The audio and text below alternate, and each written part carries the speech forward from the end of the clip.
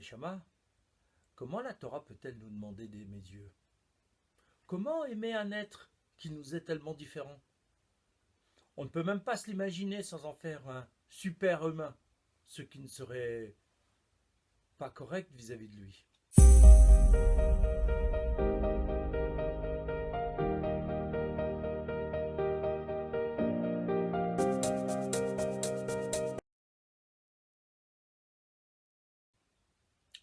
Tu as raison, Ego. C'est particulièrement difficile, mais uniquement si l'on reste dans le modèle de relation affective, de type humain. Comment lui accorder de la tendresse? Comment partager avec lui des moments de vie ou des goûts? C'est pourquoi il nous faut aborder les choses autrement. Je te propose de partir de la compréhension du célèbre verset du Deutéronome, chapitre 6, verset 4. Écoute Israël, l'Éternel est notre Dieu, l'Éternel est un.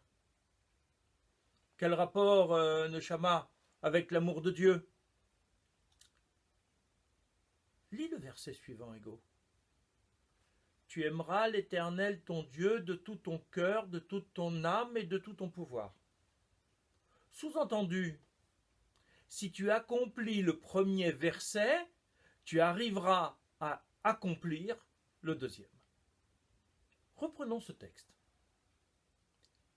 Écoute, Shema, en hébreu, signifie entends avec tes sens et avec ton cœur, ce qui va être énoncé ensuite. Mais écoute également avec ton esprit, c'est-à-dire comprends et imprègne-toi de ce texte. Notre amour de Dieu ne peut pas évacuer complètement notre intellect. Il n'est pas ce qu'on appelle communément la foi du charbonnier, celui qui aime et qui fait confiance à Dieu sans comprendre, ni même chercher à connaître Dieu. Le juif, par l'étude, fait l'inverse. Il recherche la proximité avec le Créateur, en lisant et relisant la lettre qu'il nous a adressée pour essayer de s'imprégner, chaque fois un peu plus, de son message. Non pas en s'extasiant sur son style ou sur la beauté des mots choisis, mais sur la profondeur de sa parole. C'est elle qui nous nourrit spirituellement. Le deuxième mot, Israël. C'est cette démarche qui fait de celui qui la suit d'être Israël, c'est-à-dire le peuple juif, missionné par Dieu pour être porteur de son message aux hommes. Mais en même temps, ce message s'adresse à celui qui est en train de lire ce texte, parce qu'il est lui-même Israël. Il est partie prenante de ce peuple qui a accueilli la parole divine au Sinaï. Cette loi, il l'a acceptée de manière totale et définitive. Elle contient sa mission sur terre, sa raison d'être spécifique. Encore faut-il comprendre le message que cette parole comporte et ce qu'il faut partager avec les nations. C'est pourquoi nous arrivons à la suite du texte. L'Éternel est notre Dieu. L'être transcendant, qui est le créateur du ciel et de la terre, qui a créé le monde ex nihilo, à partir de rien, qui a fabriqué l'homme, de toutes pièces, par pur chesed, par générosité gratuite.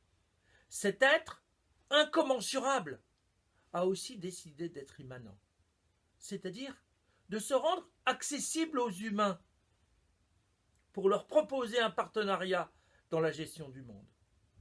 C'est le même être, totalement autre, l'Éternel, Hachem, qui se propose d'être pour nous tout proche, notre Dieu, Elokeinu, le Dieu de chaque individu.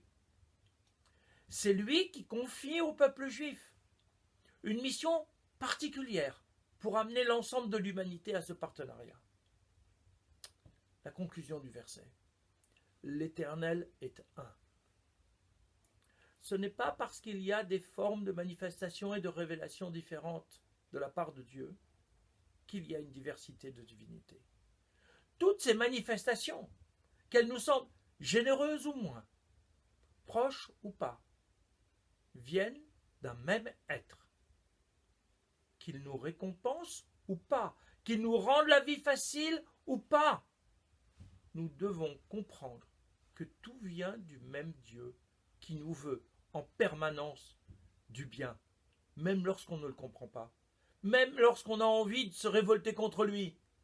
Il est comme un père ou une mère pour nous. Il nous aime en toutes circonstances.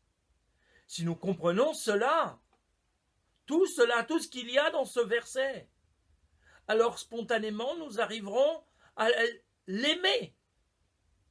Cette proximité avec Dieu est tellement exceptionnelle que nous ne pouvons que concevoir de l'amour pour lui du fait de cette chance extraordinaire qu'il nous donne.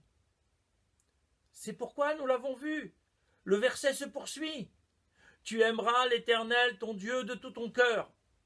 Ce n'est pas là un ordre, mais bien une conséquence. Si tu comprends que l'être transcendant est en même temps l'être proche qui veille sur toi en permanence, comment ne pas en venir à aimer Dieu intensément?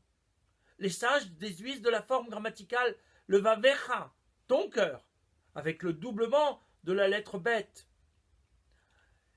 alors qu'une seule aurait suffi pour le mot. Que l'homme doit aimer Dieu avec ses deux penchants, le bon et le moins bon. Cela peut paraître surprenant, mais en fait, la bonté du Créateur va jusqu'à nous laisser libres d'utiliser nos deux penchants.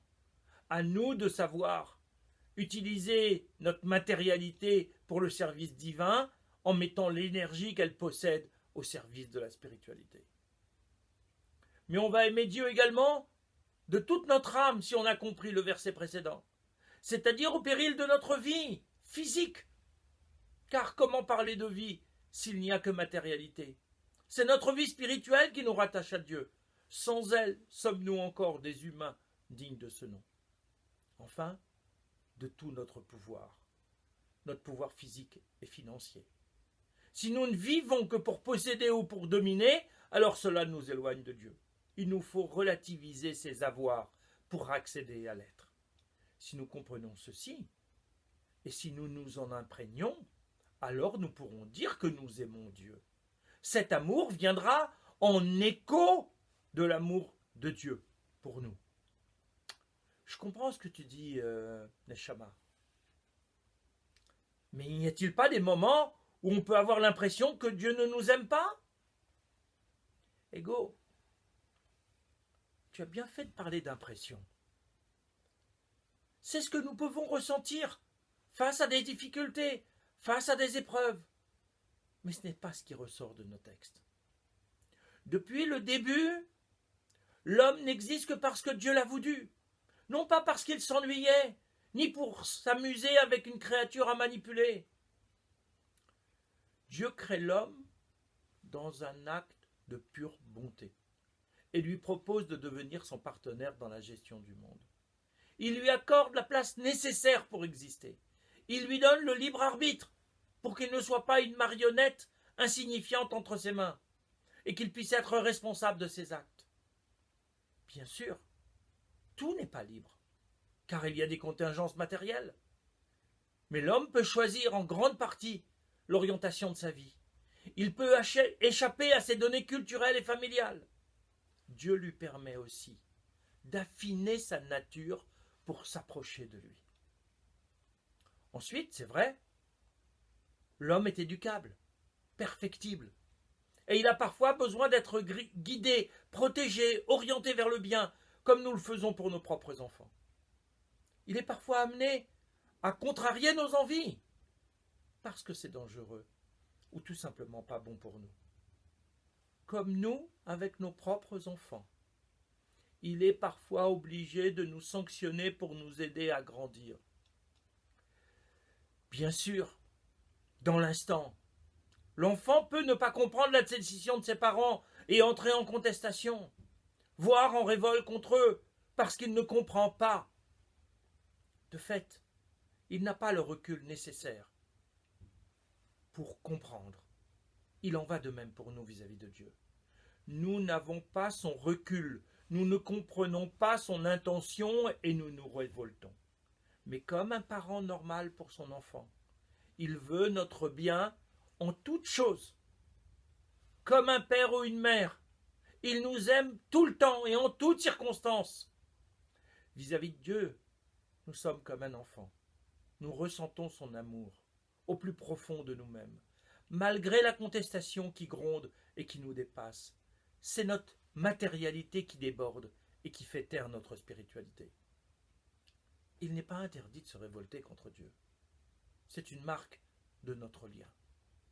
Cependant, encore faut-il le faire, comme le disait Elie Wiesel, à l'intérieur de sa prière. Cela ne doit pas être une occasion de rupture, mais un partage d'émotions avec notre Père spirituel.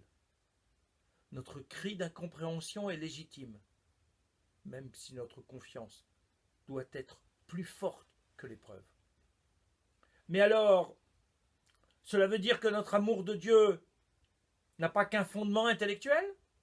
Sinon, comment pourrait-il résister à l'épreuve? Tu as raison, Ego.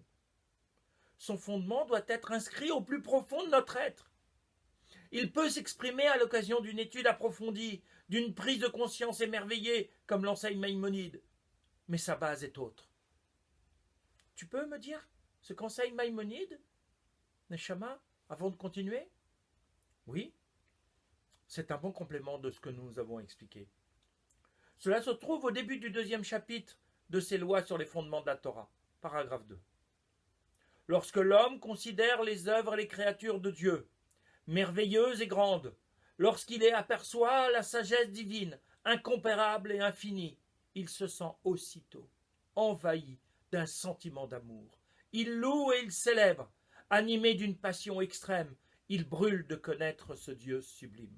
Il s'écrie avec le roi David, « Mon âme a soif d'Élohim, du Dieu vivant. » C'est pour Maïmonide la mise en éveil de notre faculté d'émerveillement qui est la première étape vers l'amour de Dieu. Mais ceci n'est possible que parce qu'au plus profond de notre être, notre âme émane de lui.